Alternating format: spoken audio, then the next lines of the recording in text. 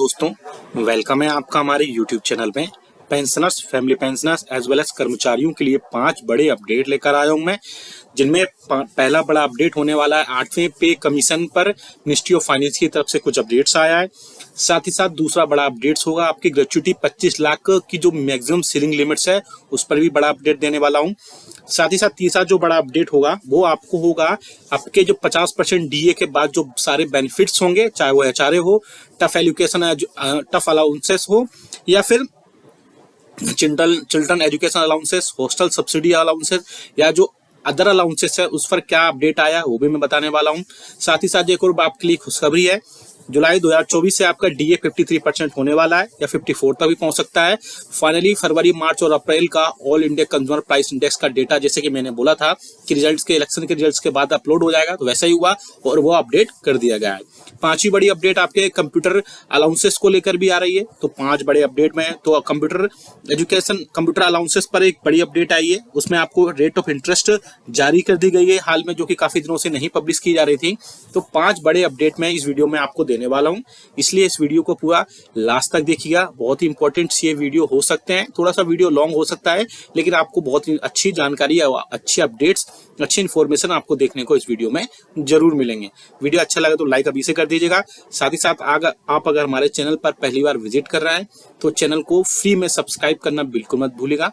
Subscribe के black button को press करके साथ ही साथ आप हमारी वीडियोस की लेटेस्ट इन्फॉर्मेशन और लेटेस्ट अपडेट्स के लिए घंटे के निशान को प्रेस करना बिल्कुल मत भूलेगा, तभी आपके पास हमारी वीडियोस की लेटेस्ट अपडेट्स आ पाएंगी और आप हमारे वीडियोस को इसी तरीके से आगे भी कंटिन्यू वॉच कर पाएंगे। आपको जानकारी के लिए एक इन्फॉर्मेशन दे दें हम, आप हमारे चैनल पर पेंशनर्स, कर्मचारियों और फैमिली पेंशनर्स के वेलफेयर से रिलेटेड नोटिफिकेशंस, सर्कुलर्स, अपडेशन और जो इन्फॉर्मेशन होती है वो समझाई जाती हैं, बताई जाती हैं। साथ ही साथ अगर किसी पेंशनर्स कोई उनके पेंशनरिंग बेनिफिट को लेकर के कोई उनको डाउट्स है या कोई उनको प्रॉब्लम आ रही है तो उनका कमेंट नेक्स्ट वीडियो में लेकर के उनके सारे डाउट्स जो भी होते हैं वो सॉल्व किए जाते हैं। चलिए पहली बड़ी खबर की तरफ लेकर चलते हैं सीधा आपको,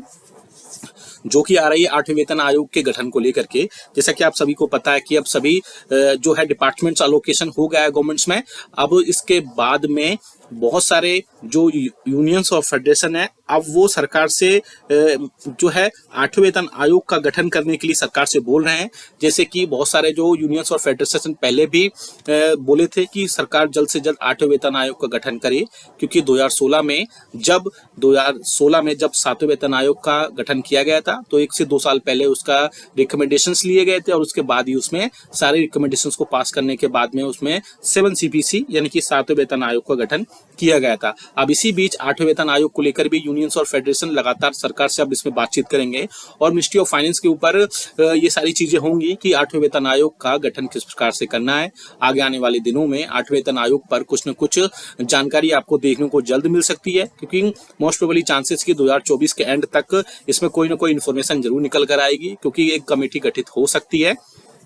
हालांकि सरकार पहले भी बोल चुकी थी कि 8वें वेतन आयोग पर कुछ दिनों पहले या कुछ मंथ्स पहले 8वें वेतन आयोग पर अभी वो बातचीत नहीं कर रहे हैं, ना ही मिनिस्ट्रियल और ना ही इंटर मिनिस्ट्रियल। लेकिन गवर्नमेंट ने ये कभी नहीं बोला कि 8वें वेतन आयोग नहीं आएगा। 8वें वेतन आयोग अगर नहीं आएगा तो उसके बदले आपको हो सकता है आने वाले दिनों में कुछ और उसके बदले पे रिवीजन देखने को मिले। बहुत सारे लोग बैकवर्ड फॉर्मूला और अदर चीजों पर भी बोल रहे थे, लेकिन अभी इन सब चीजों पर बात करना बहुत जल्दबाजी होगी। अभी कुछ दिनों बाद क्लियर होगा कि मिनिस्ट्री ऑफ फाइनेंस 8वें वेतन आयोग पर क्या अपडेट निकल आता है। चलिए दूसरी बड़ी खबर पर लेकर चलते हैं, जो कि आ रही ग्रेच्युटी को लेकर के। मैं आपको बता दूं ग्रेच्युटी आपकी 25 लाख नहीं हुई है, एक्चुअली क्या अप टू 25 लाख है, यानी जिनको जिस हिसाब से मिल रही है, अगर उनको 20 लाख से ऊपर पहुंच रही है, अगर किसी की 21 लाख है, 22 लाख है, तो उनको उस 20 लाख से ऊपर जो ग्रेच्युटी है वो उनको प्रोवाइड की जाएगी। ये 25 लाख अप टू है, यानी कि आपको मैक्सिमम सीलिंग लिमिट जो है ग्रेच्युटी की 25 लाख है। इसलिए जो पेंशनर्स को भी मुझे कमेंट्स किए जा रहे थे कि पेंशनर्स को 25 लाख नहीं मिल रहा है ग्रेच्युटी में, किसी को 21 मिल रहा है, किसी को 22 मिल रहा है, तो जितनी साल की आपकी ग्रेच्युटी बनती है या जितने पैसे जितने रुपए आपकी ग्रेच्युटी बनती है, 20 लाख से अगर नीचे है तो 20 लाख ही भी आपको मिलेगी, और 20 लाख के ऊपर जितनी बनेगी, सपोज किसी की 21 है, 22 है, 23, 24 है, अगर किसी की 25 लाख है तो उसको 25 लाख तक ग्रेच्युटी उसको प्रोवाइड कराई जाएगी। हर पेंशनर्स को 25 लाख रुपए नहीं बनती है, ग्रेच्युटी आपकी सर्विस पर डिपेंड करती है, जितनी आपकी सर्विस होती है उसी के हिसाब से आपको ग्रेच्युटी गवर्नमेंट वहां पर प्रोवाइड कराई जाती है, जिसकी सीलिंग लिमिट अब डीए 50% होने के बाद में अब 25 लाख कर दी गई है, जिसकी सीलिंग लिमिट अब प्रेजेंट में है। अब आप सभी को पता है कि जुलाई 2024 का डीए जो है डीए के जो फरवरी, मार्च और अप्रैल का all India consumer price index का जो डेटा था वो जारी नहीं किया जा रहा था। मैंने आपको पहले भी बताया था कि आपको परेशान या पैनिक होने की जरूरत नहीं है। आपको जैसे ही इलेक्शंस के रिजल्ट्स आएंगे उसके बाद में आपको वहां पर जो है ऑल इंडिया कंज्यूमर प्राइस के जो डेटा होगा वो जारी किया जाएगा, और सेम वैसा ही हुआ। फरवरी, मार्च और अप्रैल मंथ का all India consumer price index का डेटा जो था वो रिलीज कर दिया गया है। अब आपका जुलाई 2024 का जैसे डीए और डीआर में बढ़ोतरी होती है वैसे ही बढ़ोतरी होगी। हालांकि मैंने ये पहले ही बता दिया था कि आपका डीए नहीं रुकेगा, लेकिन फिर भी बहुत सारे चैनल्स और यूट्यूब्स में ये सारी चीजें रूमर्स चल रहे थे कि अब आपका डीए मर्ज हो जाएगा या फिर डीए आपको और भी चीजें, कई सारी चीजें इनमें अपडेट हो जाएंगी। लेकिन मैंने पहले ही बोला था कि अभी डीए की जो all India consumer price index का डेटा वो नहीं जारी किया जा रहा है, लेकिन इसका मतलब ये नहीं है कि जब आगे भी पब्लिश नहीं किया जाएगा। और सेम वैसा ही हुआ है, और all India consumer price index का डेटा जारी कर दिया गया है, और जारी करने के बाद में अब आपका जुलाई 2024 का जो डीए और डीआर होगा